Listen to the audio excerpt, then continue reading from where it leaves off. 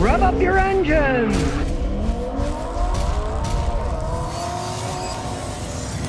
Sure, Sonoy says, my wife's trying to keep up with the Joneses in Sweden. 2 years ago, my wife and I bought our car. I listened to you and got a used Toyota Corolla. It's fantastic. But now my wife wants me to sell the Toyota and buy an Audi, BMW, Mercedes like most of our neighbors. I get nightmares about it. What do you suggest? Are you really nuts about your wife? You know, if she's going to be a gold digger like that, maybe it's time to say goodbye and move on someplace else. In the first place, you got a Corolla. You know, you're driving around for 2 years. Except for that, she expects more out of you to make more money, to spend more money on useless vehicles that fall apart and cost a ton of money to repair, and then they have no resale value when they're gone. I start rethinking not the car, I start rethinking the relationship myself. Who wants to keep up with the Joneses nonsense, you know? I mean, come on now. Especially in a place like Sweden, you got this insane tax rate there, right? You're paying all these insane taxes. How do you have any money left over to buy a BMW or a Mercedes? Good luck, that's all I gotta say. Good luck on that one. I'd stand firm. I'd keep the Corolla, you know? I'd say, you know, you want to get a Mercedes or something, get a job and you buy it yourself. Robin, he says, when you replace a battery on a modern car, you can trip a bunch of signal warning air lights. Can you reset them with a scan tool or something a professional needs to do? Depends on the level of scan tool you have. Most cars will reset themselves anyway. But I mean, if you're talking about a German car like an Audi, no, you're going to have to pay a mechanic because there's all kinds of specialty tools that are needed to cost many thousands of dollars to do it. And they deliberately make it that way. So you got to take it to the dealer so they can screw you over and charge you money for some stupid thing. I mean, take BMW. When you change their modern batteries, you have to reset the computer. If you don't, the battery will probably burn out in 1 year because the BMW computer knows how many years the battery is in the car. Say you got a 5-year-old battery, it goes bad. If you put a new battery in, the computer still thinks it's a 5-year-old battery, so it overcharges to compensate for wear. Overcharging a new battery ruins it, so when you put it in, you got to go to a BMW mechanic, he's got to plug in his machine, he's got to reset it so the computer knows that it's a new battery and not when it's 5 years old. Stupid technology, but hey, they want to rip you off. That's why I say don't buy cars like that. They're trying to rip you off. They can't rip you off if you don't own one. Tesla's recalled 11,704 vehicles because they said the self-driving beta software has an error in it. I think the whole system is an error if you ask me. Now they're voluntarily recalling them.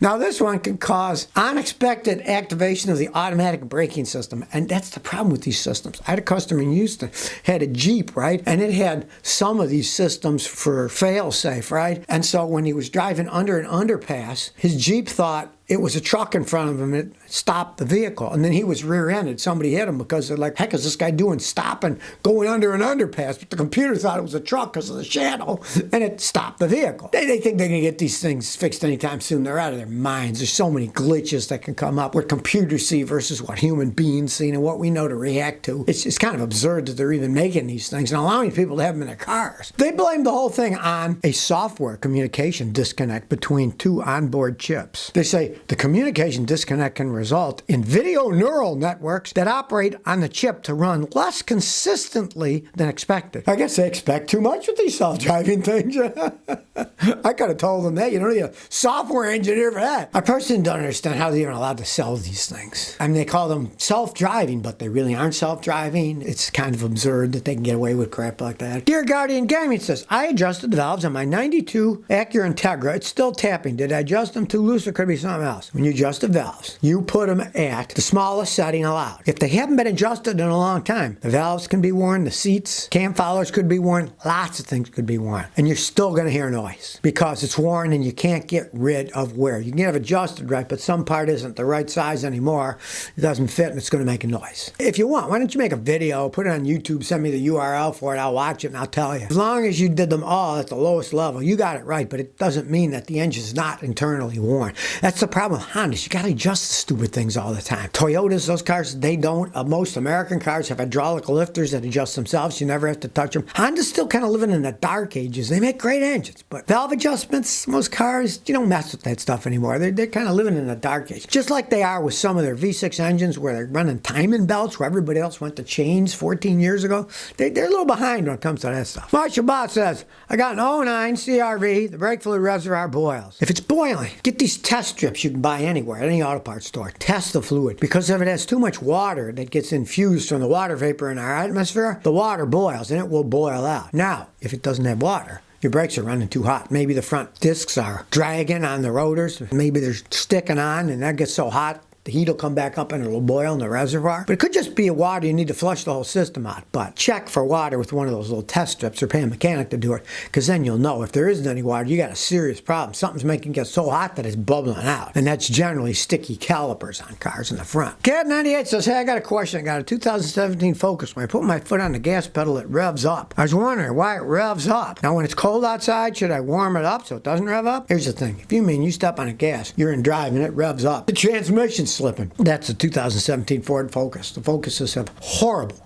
automatic transmissions. It's probably got a problem with the transmission. Now, if you warm it up and it works better, go ahead and do that. But if I were you and it is slipping, you say it's revving up when you step on the gas, it revs too high and it's not accelerating, right? That means the transmission's slipping. I'm sure it's an automatic transmission. 96% of Americans drive automatic transmissions. If so, if I were you, I'd warm it up and I'd sell it as fast as you possibly could. People are paying more for cars than before. You don't want to get involved with the transmission problems that those Focuses have. The thing is what? It's 5 years old now, and that's often when they start falling apart, the transmissions. You didn't sell any miles it had, but I mean, if you could get rid of it now, I'd say get rid of it now. Get a Toyota or a Honda. Don't have those problems, because those are not very good cars. As they age, they fall apart, and their transmissions are just horrendous. And obviously, if you find it revs up when you step on it, it doesn't take off. That means the transmission is slipping internally, which is a problem with those stupid things. They're not very good cars, and their transmissions are horrendous. So you might just want to get rid of it now before really bad things happen. Then you can't drive it. Then you got to put $4,000, $5,000, $6,000 into the thing, which is more than the car's probably worth. Cedric George 18 says, I got a 96 Ford Ranger. It doesn't reach operating temperature. It stays at 165 after 30 minutes. I changed the thermostat, the cooling temperature sensor, but it still doesn't go to operating temperature. Help. All right, well, it's a pretty simple old car. The thermostat's supposed to stay shut until it reaches operating temperature, right? So let's say you put a 185-degree thermostat in. It's not even supposed to open up until it gets to 185 degrees. Maybe you got a bad thermostat. It's simple to change. Put another thermostat in. If it fixes it, great. If not, that means that it's giving you an incorrect reading. You said you replaced the sensor, but the dash unit can go bad too and read wrong. It could be it's reading wrong. Now, to check that is a pretty simple thing. All you got to do is warm the car up, and you get one of those infrared temperature guns that points lasers, and then it takes the infrared temperature, and take the temperature of the radiator and see what it is. And if it's not 165 but 185 or 190, then it means the gauge isn't working correctly inside the dash. Because you put a thermostat in, it's pretty much impossible for the car to not run hot enough and doesn't open until it reaches that temperature. So if it's a 190 thermostat, it won't open up until it's 190 degrees, unless you got a bad thermostat. I mean, try that. But if that's the case, you find the gun shows it's running warm, as long as it moves, you know that the gauge works, but it's given an incorrect reading, and as long as when it starts to really get hot, it'll go further up, you could live with it that way. Because you'd have to replace the dash for that, and they're expensive. Blessed Jesse says, how can I fix my 2013 Ford Escape EcoBoost 1.6? Engine fault code comes on. How can I fix it? Sad but true. You got a 9-year-old Ford Escape with that stupid EcoBoost, tiny little 1.6 liter engines. A lot of times, that age, you didn't give me the mileage, they're just flat worn out. The turbocharger and the GDI injection just wears the engine out, and they're pretty much shot. Now, if I were you, take it to a good mechanic like me. Tell them you want a wet and dry compression test done on the engine. And that'll tell you right away. Is the engine worn out? If it is, my advice is get rid of the car. It's not worth rebuilding an engine on that thing. It is just not worth doing. And a lot of times they need that. When the compression's done, if it's bad, wet, or dry, you know the engine's worn out. I'd say get rid of the car. Now, if it isn't, there's a lot of things that can do it. I'd need the codes. Get it scanned, get the codes. You can email me the codes. I can analyze it. But start by having the engine wet, compression, and dry. And if a mechanic says, well, your engine's just flat worn out, just drive it until it drops. Those little bitty engines are not good engines. They don't last that long. And if it is worn, start by analyzing the engine. And if you find it's worn, get rid of it. Don't go any further. Or just drive it until the wheels fall off. Or until the engine just stops running when it finally breaks. Lord D says, I got a 2004 Nissan Sunny. It won't start in park, but it will in all other gears. Do you know how to fix this? Oh yeah, it's real easy. Your transmission range sensor is bad. When you move the transmission shifter, it's only supposed to start in park and neutral. Neutral safety switch works. And your assembly's broken. Transmission range sensor, just bolt on and bolt off. Then it will read it right. They just wear out over time. It's a Nissan, and it's what? It's 18 years old. It's not surprising that it broke. It's an electronic part. They're weak electronically. Get a new transmission range sensor. You know, that's obviously what the problem is, because it shouldn't start in any of the gears, right? So the whole thing is messed up. Just replace it.